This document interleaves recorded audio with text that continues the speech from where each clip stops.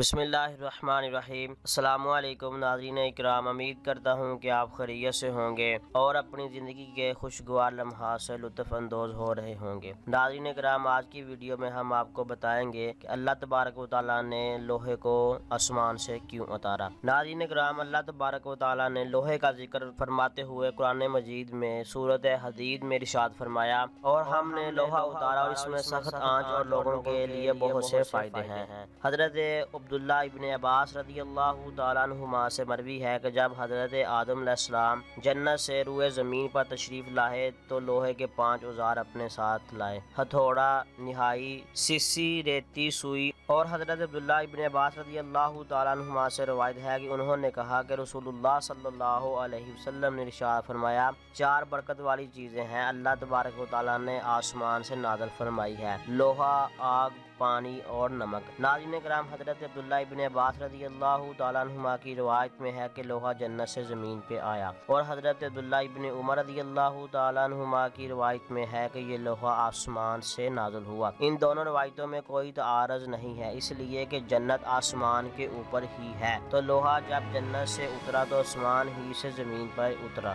ناظرین کرام، لوہا ایک ایسی دھات ہے کہ ہر صنعت و حرف کے آلات اسے بنتے ہیں، ہر قسم کے آلات جنگ بھی اسی سے تیار ہوتے ہیں، اور انسانوں کی ضروریات کے ہزاروں سامان ایسے ہیں کہ بغیر لوہے کے تیار ہی نہیں ہو سکتے۔ اس لیے قرآن مجید میں اللہ تبارک و تعالیٰ نے ارشاد فرمایا کہ اس لوہے میں لوگوں کے لیے بے شمار فائدے ہیں۔ بہرحال اللہ تبارک و تعالیٰ کی نعمتوں میں سے ایک بہت بڑی نعمت لوہا ہے، لہٰذا لوہے کا سامان دیکھ کر اللہ تبارک و تعالیٰ کی اس نعمت کا شکر ادا کرنا چاہیے۔ ناظرین کرام، اسی حوالے سے آج کی ویڈیو کا اختتام ہوتا ہے۔ اللہ حافظ۔